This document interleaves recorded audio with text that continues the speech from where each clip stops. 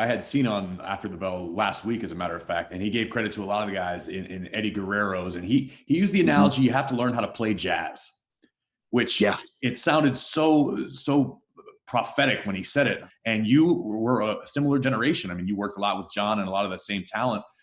So I think it's exciting from my perspective to have somebody with those tools back on the team for the foreseeable future, because I think John and you both echoed one another's sentiments that that's what's missing a lot now, is just the ability, because the guys don't have that experience or that guy to work with.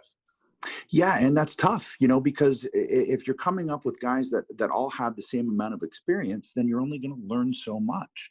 And I had a crop of guys that I trained with. We could get to a certain point, but it wasn't until I started working veterans and that these light bulbs started going off.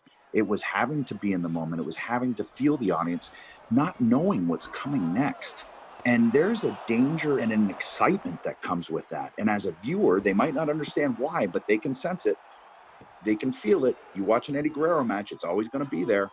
That to me is fun. And I want to be able to get in there with a lot of people and truly just try and do that.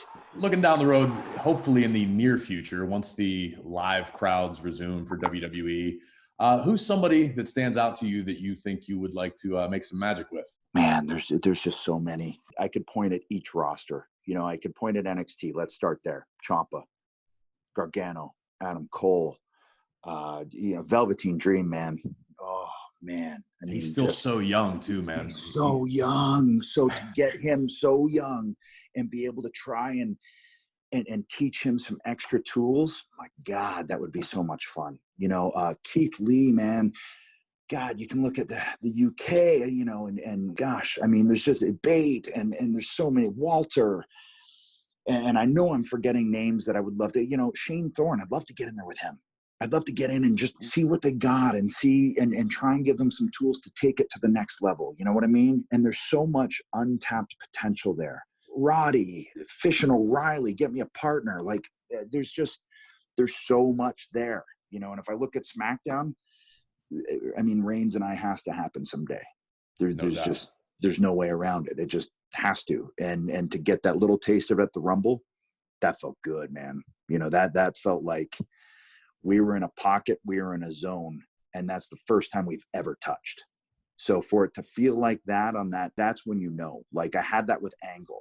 I had that with Randy. I had that with Taker. I had that with Jeff. That can be a rare feeling. But it felt like that right out of the gate with Reigns. Baron Corbin to me is a guy who truly understands this industry. He gets it. And I love that he does not care about being cool. He wants every percent of that audience to hate him. And I love that.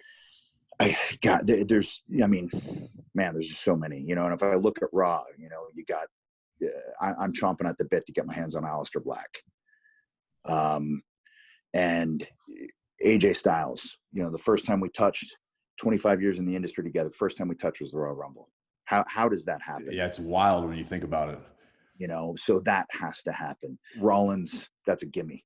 With our history, the fact that I haven't been around for 9 years and we have as much history as we do, right, is crazy, and it's built in, and it has to happen. Drew, at where he's at now, my gosh, when I got Drew, he was so young but just so eager, and he was a sponge, man. And to see him, as a sponge, collect everything he has and get that world experience and go through some crap and fight through it and hammer his way back. Now we're talking about a complete performer, because in real life he's had to encounter some and that's when you learn, and that's when you become that guy, and you may show the roadmap on your face, but that just adds another layer, man. Like what you hear? Catch full episodes of After the Bell on Apple Podcasts. Subscribe now and never miss an episode.